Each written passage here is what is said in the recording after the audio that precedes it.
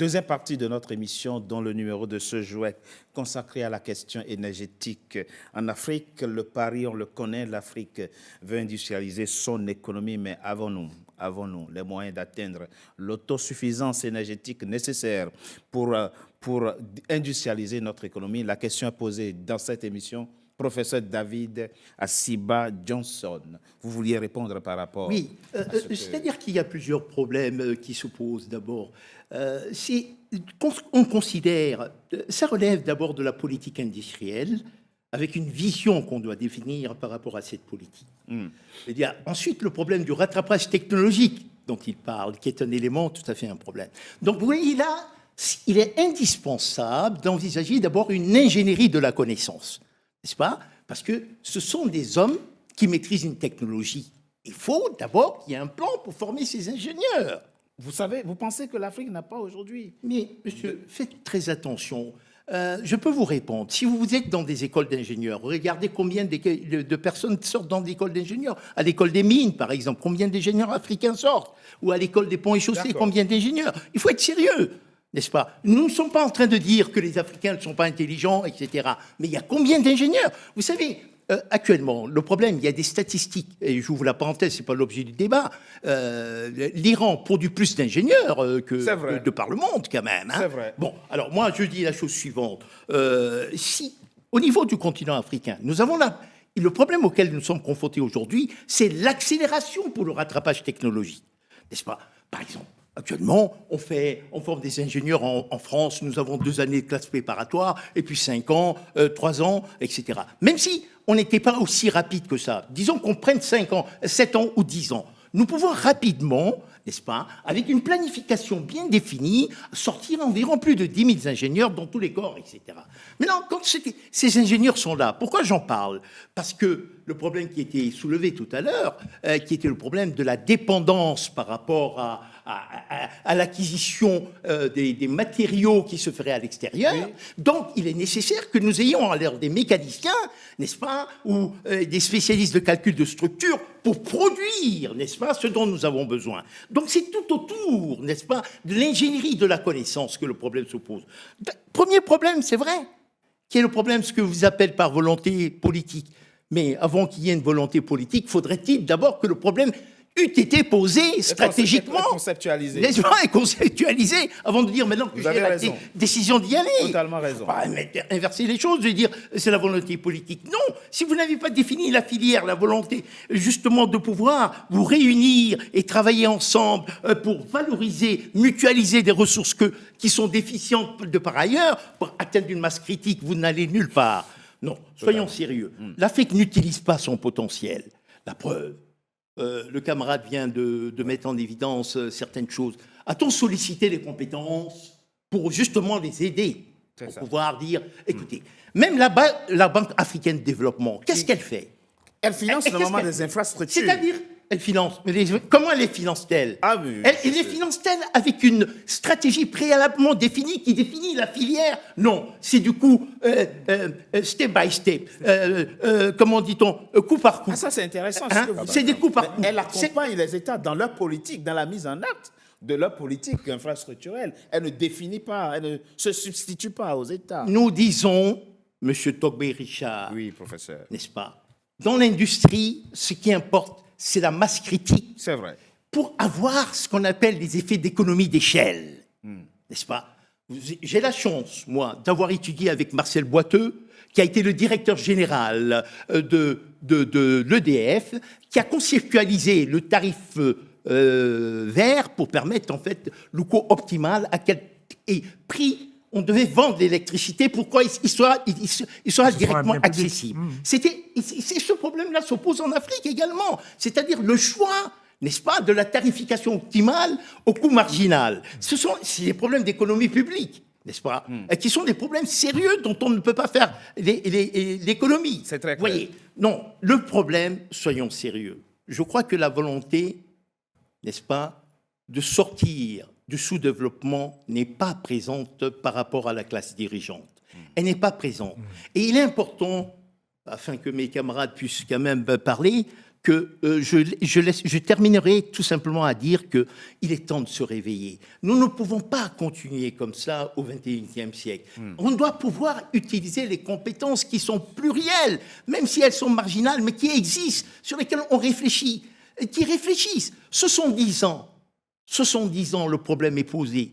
Il existe l'ensemble des ressources qui sont identifiées. Et nous sommes là encore dans une impossibilité de pouvoir résoudre Alors, des problèmes triviaux. ce que dit le professeur m'attriste, moi, à titre personnel, et ce d'autant plus que, journaliste, je couvre souvent, à Paris et ailleurs, ces types de forums économiques entre tel pays et la France, où on demande aux investisseurs de venir investir en Afrique. Pratiquement tous les pays mettent Tous.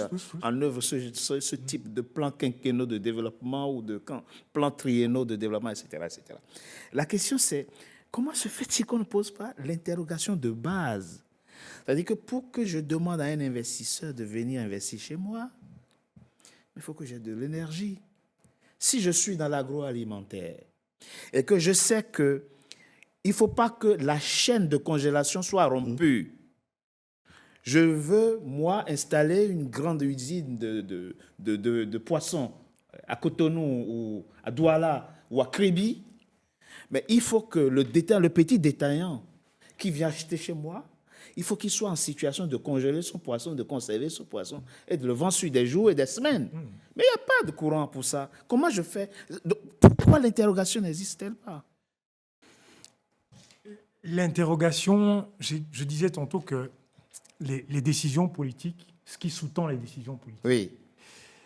ce sont les rapports de force sous-jacents, c'est-à-dire les lobbies financiers, les intérêts financiers, les intérêts géostratégiques des Occidentaux notamment, qui n'ont pas forcément intérêt à ce que l'Afrique se développe un peu trop vite. Et évidemment, les idéologies politiques. Ouais. C'est ça qui, de mon point de vue, aboutit à des décisions qui sont hors du bon sens. Et on disait tout à l'heure que finalement, on parle de volonté politique, on parle de stratégie, les deux vont ensemble. Je pense que s'il n'y a pas de volonté politique, on ne peut même pas penser à la stratégie. On peut commencer à penser à la stratégie, certes, les techniciens sont là pour ça, pour imaginer les stratégies, mais dès lors que la volonté politique n'y est pas, les stratégies restent sous la table. Donc, cher ami, il y a un déficit de réflexion stratégique. ah oui, on est Il y a d'accord. un déficit. Laissez cette affaire politique-là de côté. Non. Il y a une incompétence totale de l'inexistence d'une démarche stratégique. Il faut en être conscient. Non, moi il faut en être conscient. On ne peut pas généraliser. Non, Moi, je voudrais dire quelque chose. Je voudrais dire quelque chose à la réponse du professeur. Il est évident que nous avons un déficit stratégique, c'est clair. On l'a dit, je l'ai dit précédemment, notamment sur la question du choix du mix énergétique. Mais ce que j'ai aussi envie de dire, il y a d'autres facteurs. C'est que la technologie en soi, sur la production d'énergie, ne peut pas être un obstacle. On ne parle pas de nanotechnologie. Oui. Moi, je dirais que moi, à titre personnel, je ne suis pas expert dans le nucléaire, mais j'ai une expérience dans le nucléaire, chez EDF. D'accord. Permettez que je termine, cher Richard. Ce que je veux dire, c'est que la seule technologie de production d'énergie qui, aujourd'hui, techniquement, est hors de portée des Africains, ce sont les EPR. Mais tout ce qui est du reste est largement accessible. Bien sûr. Mais largement. Nous ne produisons pas des turbines. Comment? Est-ce qu'on produit des turbines au Cameroun? Non. Mais je vais vous dire, ce que je disais tantôt, je disais la solution, quand je parle de volonté politique. Oui. J'ai dit, les États ont la possibilité de décider de politique budgétaire expansionniste. C'est vrai. Et je vais terminer sur quelque chose. Quand vous mettez en place une politique budgétaire expansionniste, c'est-à-dire que vous pouvez financer vos grands projets quasiment sous fonds propres. Vous maîtrisez ce qu'on appelle le schéma industriel. C'est vrai. Le schéma industriel, c'est quoi? C'est-à-dire que c'est la façon dont on divise le travail entre les différents partenaires. Absolument, et ça vous permet de tisser le lien de la récupération, en fait, du transfert de technologie. C'est pour ça, d'ailleurs, que je n'aime pas beaucoup le terme « acheter la technologie ». Parce que, d'une certaine manière, quoi le terme on approprié? organise un transfert parce que En tant que propriétaire, en tant que, Ah oui, ça, c'est en vrai. tant que donneur d'ordre, tu les fais. On garde Vous pouvez le prix. organiser Mais les maîtrise choses. d'ouvrage. Hein, Voilà. Absolument. Et que quand la banque, la BAD nous finance et qu'on est financé par les prêts, en fait, on a le cas chez nous, au Nachigal, au Cameroun, le barrage. En fait, on subit totalement C'est vrai. le schéma industriel et en fait, on n'y comprend rien et on est lésé. Je suis sûr qu'on trouvera les solutions dans cette... Moi, Allez-y. je voudrais juste rajouter une chose. J'aimerais pas que notre discussion soit juste axée sur l'aspect stratégie et puis volonté politique. C'est ça. Oui, ça, c'est Professeur, autant l'aspect stratégique, la question ne se pose pas. Mais je vais juste vous donner un petit exemple, S'il vous plaît. voire deux, et je vais aller rapidement. 2008, le chèque d'Abu Dhabi, parce que quelqu'un est venu le voir, dit « Je suis intéressé par le nucléaire ». Très rapidement, il lance une petite étude. On vient dans mon bureau, j'étais à l'AEA à l'époque, 3 personnes. Les Émirats arabes unis, je dis les Émirats arabes unis, je n'ai pas dit Abu Dhabi, les Émirats arabes unis avaient un seul ingénieur nucléaire. En 2008. 2008, ils ont 4 centrales nucléaires qui sont construites aujourd'hui. Parce qu'en 2008, quand le chèque, il y a un document qui a été fait qui s'appelait le White Paper, qui était une vision pour juste savoir est-ce que nous pouvons le faire. On lui a dit oui, vous pouvez le faire. Est-ce que ça aura un impact? Et c'est lui qui avait donné l'ordre pour que cette étude puisse être faite. Oui, ça aura un impact. OK, vous y allez. Vous mettez tout ce qui est à disposition pour pouvoir le réaliser. Ils ont 4 centrales aujourd'hui. Quand on retrouve un pays comme le Maroc, il y a 15 ans, avant que le jeune roi, qui n'est plus jeune Bien aujourd'hui, sûr. arrive, n'était pas très, très, très différent de C'est nos vrai. pays. C'est vrai. Et le Maroc est venu avec une stratégie, effectivement, et un plan de développement et une absorption de la technologie, et notamment la technologie solaire. Je reviens même dans un pays comme le Sénégal. Macky Sall arrive, il dit « Je vais lancer le plan Sénégal émergent ». Le pays a le délestage exactement, comme dans tous les autres pays africains, notamment le Cameroun.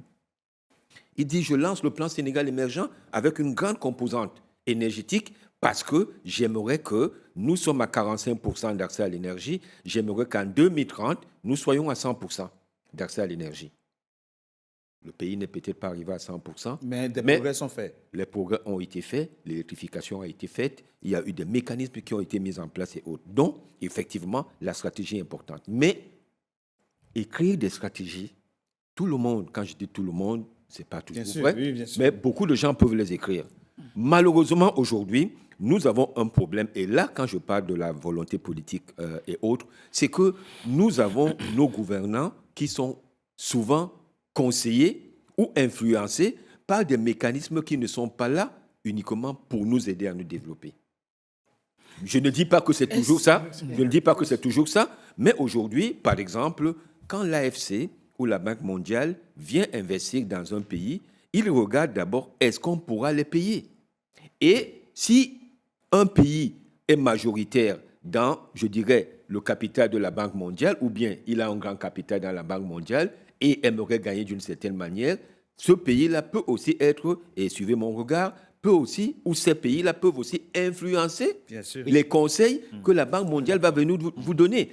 Et nos responsables politiques, la plupart du temps, vous suivront moins le professeur, C'est vrai. me suivront moins que C'est vrai. quand il y a un jeune qui vient de sortir de HEC et qui a un poste à la Banque mondiale qui vient lui dire que choisis vrai. ceci. Et on a vu tous C'est les choix totalement vrai. politiques qui ont été faits. La privatisation, les privatisations qui ont Bien été sûr, faites et tout. qui sont C'est de des décisions véritables politiques. sources de Et business. ça passe pas parce que les gens ne pouvaient pas maîtriser la stratégie, mais parce que les hommes politiques s'en foutent. Et même les stratégies, il faut les financer. La recherche, il faut la financer. Nos pays, nos responsables politiques, regardez, tous les pays subsahariens, quel est le budget de la recherche dans la totalité de nos pays? Il est epsilonien. La question elle est centrale. Cette question que Donc, vous posez, c'est une question. effectivement, c'est une question professeur, centrale. la stratégie, Oui. on ne discute pas, nous sommes d'accord. Évoquons Les plans, Oui. par contre, il nous faut aujourd'hui des dirigeants à la hauteur des compétences que nous avons. Regardez ce que vous avez pu apporter en France. Les idées que vous avez apportées en France et qui ont réussi. Les mêmes idées, vous avez essayé de les apporter en Afrique. Ça n'a pas Elles n'ont marché. pas réussi. Pourquoi? Parce que les responsables politiques à qui vous avez parlé les ont balayés et autres, mais pas parce que vous n'aviez pas la compétence et la capacité de le faire. Mais eux, ils regardaient les choses différemment. Permettez-moi d'ajouter quelque chose. Lorsque je parle de stratégie, il faudrait bien qu'on s'entende. Oui. La formulation stratégique, c'est une chose. Oui. Mais on dira d'une stratégie, n'est-ce pas, qu'elle est pertinente lorsqu'on tient compte de sa mise en œuvre. S'il n'y a pas de mise en œuvre, il ne faut pas parler de stratégie. Ah, mais Alors, ça, oui, attention. Il faut en parce juger qu'à chaque fois par rapport à la qu'on parle de faisabilité. stratégie, vous D'accord. pensez qu'il Non. s'agit... Non, écoutez, On- j'ai je- eu la on comprend. direction de la chaire de stratégie dans une grande école de commerce. Je l'ai enseigné en 3e cycle. Je l'ai enseigné à Cotonou après l'architecture des systèmes complexes, parce que j'ai considéré que dans l'école d'ingénieurs, en France, à Centrale, à Pont-et-Chaussée, on enseigne la stratégie aux ingénieurs. Il était nécessaire de le faire. Mais vous ne pouvez pas parler de stratégie sans ne pas tenir compte de l'exécution de la stratégie. Tant qu'il n'y a pas de résultat probant... Mais s'il n'y a pas la mise en œuvre, Après la mise en œuvre d'une on appelle ça stratégie, c'est implementation. Implementation. Tant la qu'il y a mise pas en de- œuvre, la mise en œuvre. L'implementation, il n'y a pas de Voilà. stratégie. Alors, l'autre élément qui avait été soulevé, qui me paraissait fondamental, c'est lié au financement. Oui, Là, vous c'est aviez très raison, important. Effectivement. D'où, qu'on le veuille ou pas, effectivement, je dois encore rendre hommage à Chunjang Poemi, Tout à fait. n'est-ce pas, monnaie, servitude et liberté. Exact, oui. Chunjang Poemi a été l'élève de Maurice Allais, Oui, oui. qui a eu le prix Nobel d'économie. Maurice Allais a été le professeur de Marcel Boiteux, n'est-ce pas, qui a été le directeur général de l'EDF. Chunjang Poemi a fait sa thèse avec Massé sur les choix des investissements, la gestion hydraulique, etc. Donc Chunjang Poemi dit, effectivement, que la servitude monétaire est là. Et donc, on doit pouvoir justement définir une politique monétaire. Je mets de l'eau à votre moulin. Il Ouais. dit surtout la monnaie, la monnaie précède la production. Bien sûr, mais c'est d'une évidence totale. Il n'y a même pas à discuter. La monnaie procède de la production. Oui, c'est un bien vivre qui Précède, précède la voilà, production. voilà. Et donc, on a raison. Il a raison de dire, il y a des obstacles.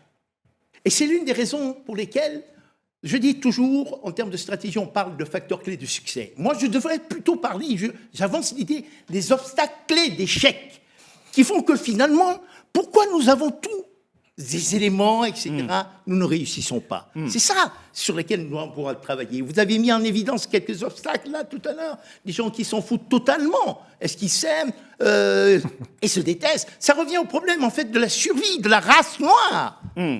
Alors, c'est très important, les différents points que vous évoquez dans cette émission, et surtout celui lié à la question du financement. Oui. Je me souviens, il n'y a pas très longtemps, elle est l'ancien centrale. Olusegun Obasanjo, l'ancien président du Nigeria, disait à l'occasion d'un séminaire, si j'ai un conseil à donner aux pays africains, c'est de se méfier de la Banque mondiale et, Oui, du, bien sûr.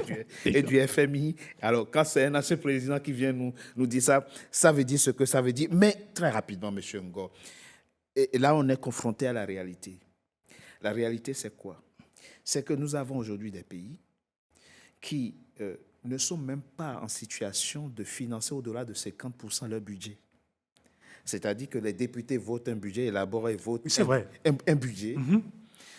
Et on n'est pas en situation de mobiliser la totalité de ce budget. Il faut attendre le bon vouloir des partenaires extérieurs pour avoir la deuxième moitié de son budget. Comment, dans ces conditions, voulons-nous construire des infrastructures énergétiques? On peut le faire en autofinancement. On laisse M. Ngo finir. Alors, non, effectivement, vous posez là le problème de l'effectivité des budgets. Oui. C'est pas faux. C'est pas faux. Je pense quand même que dans certains pays, comme la Côte d'Ivoire aujourd'hui, si la Côte d'Ivoire peut avoir 5-6% de croissance, Ah oui, elle, pratiquement doubler leur PIB par habitant depuis 2 ans, ça veut dire quand même qu'il y a une effectivité des budgets qui sont annoncés. Donc c'est tout à fait possible. Et pour ceux où ce n'est pas possible, je vais donner un cas, le cas d'Éthiopie, le grand barrage. L'Éthiopie s'est confrontée à une situation où, géopolitiquement, c'était compliqué, et donc ils ont eu du mal à trouver les financements. Oui. Qu'est-ce qu'ils ont fait? Ils ont fait un fonds souverain qui a été financé par le contribuable Oui, somalien absolument, directement, absolument. éthiopien Éthiopien. directement. Oui. Donc, dès lors que nos États sont capables d'être courageux et qu'ils sont capables de créer la confiance avec la population, je pense qu'une fois qu'on a expliqué à la population que le bien fondé est celui-là, je pense que les gens Mais sont quand- capables de se mobiliser. Quand nos propres politiques ont plongé le peuple dans la précarité, les marges sont réduites en termes de Oui, contribution. donc on en revient au problème politique. Parce Oui. que finalement... À la question de la stratégie, à nouveau. Ce n'est ni la contrainte technique, C'est ça. ni peut-être la contrainte même stratégique, c'est finalement le fait qu'on a des dirigeants qui eux-mêmes mettent des contraintes pour rester en place. Ça devient trop politique peut-être, mais Nous avons on est souvent, obligé d'y venir. Monsieur Vincent Nkondjok, dans les années 80, 90, et c'est peut-être là que le professeur a totalement raison, on a connu le phénomène des éléphants blancs. Ces édifices, ces infrastructures inutiles qui ont coûté tellement d'argent, mais qui finalement se sont avérées inexploitables. Le professeur dit, tant que ta stratégie n'aboutit pas, enfin la mise en œuvre de ta stratégie n'aboutit pas à des résultats concrets, probants et profitables, tu n'as pas eu de stratégie. On est là, de plein pied dedans. Oui, mais ce qui s'est passé dans ces années-là, il n'y avait pas souvent de stratégie derrière, quelle qu'elle soit, et deux fois, il n'y avait même pas de plan. Ça veut dire qu'on avait une idée qu'on jugeait comme étant lumineuse et qui était quasiment isolée. Il a parlé aussi d'un point, et moi j'en parle énormément parce que venant du nucléaire, la base même de la réaction en chaîne, c'est la masse critique. C'est ça. Donc, quand on parle d'éléphants blancs, la plupart du temps, c'est des projets isolés, la plupart du temps, C'est vrai. qui ne venaient pas avec un mécanisme de masse Structuré. structuré qui pouvait leur permettre. Donc, là, on revient encore sur l'aspect stratégie.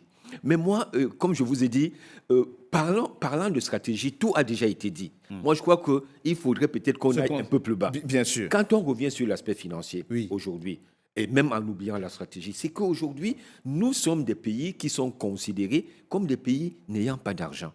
Mais est-ce que c'est vrai? Est-ce que c'est vrai? C'est vrai. La vraie réponse, c'est non, c'est pas vrai.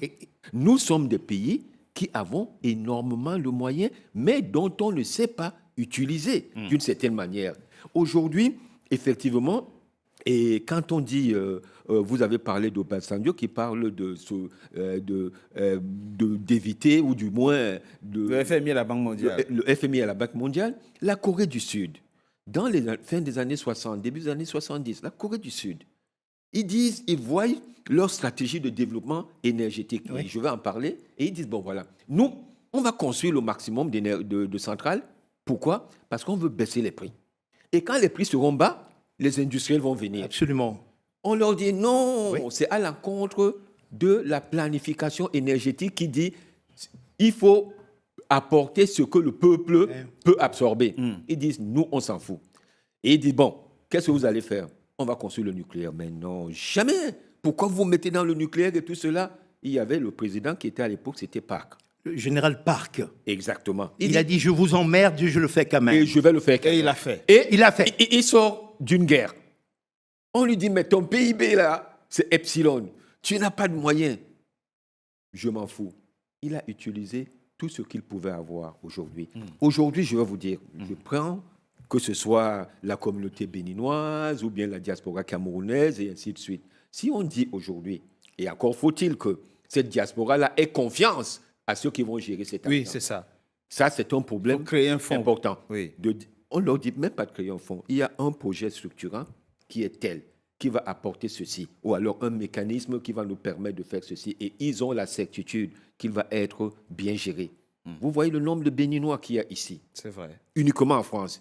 Si chacun dit qu'il donne simplement 250 €, quelle est l'infrastructure qu'ils ne pourront C'est pas vrai. construire? C'est Les vrai. Camerounais, c'est quasiment pareil. Totalement. Les Vous Nigériens, avez c'est quasiment raison. pareil. Et autres. C'est vrai. Donc, ça veut dire qu'aujourd'hui, effectivement, et on revient toujours sur la stratégie, mais moi, j'essaie de la ramener vers Absolument. le bas, et aussi la confiance. Absolument. Parce qu'aujourd'hui, nous Ça, c'est avons un point très des important. responsables politiques pour lesquels nous n'avons pas toujours confiance. Donc, ça veut dire que quand on vient vous dire donnez vos 100 €, vous voyez vos 100 € qui vont acheter le champagne de quelqu'un Oui. ou la voiture. Ou bien on dit que le directeur général du fonds a disparu et il est allé s'installer aux États-Unis. Je propose qu'on marque une courte pause. On se retrouve dans Après, quelques je donne instants. un complément. S'il vous plaît, on se retrouve dans quelques instants pour la troisième et dernière partie de notre émission. Tout de suite. NCA, désormais sur Free. Après son intégration au bouquet Canal+ Afrique, Canal 9 et Canal 573, NCA poursuit son développement et vient d'intégrer le célèbre bouquet Free TV, Canal 426. La chaîne panafricaine renforce ainsi son ancrage aussi bien en Afrique que hors d'Afrique. Le développement de NCA, c'est vous, nos téléspectateurs à travers le monde. NCA, la chaîne panafricaine de référence.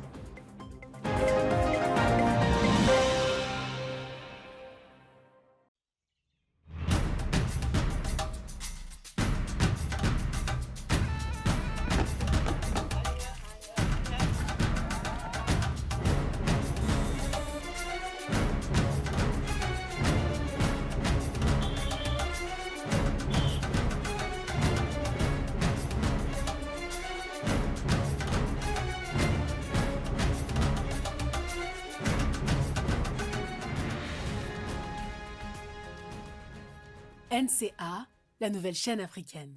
NCA, the new African channel.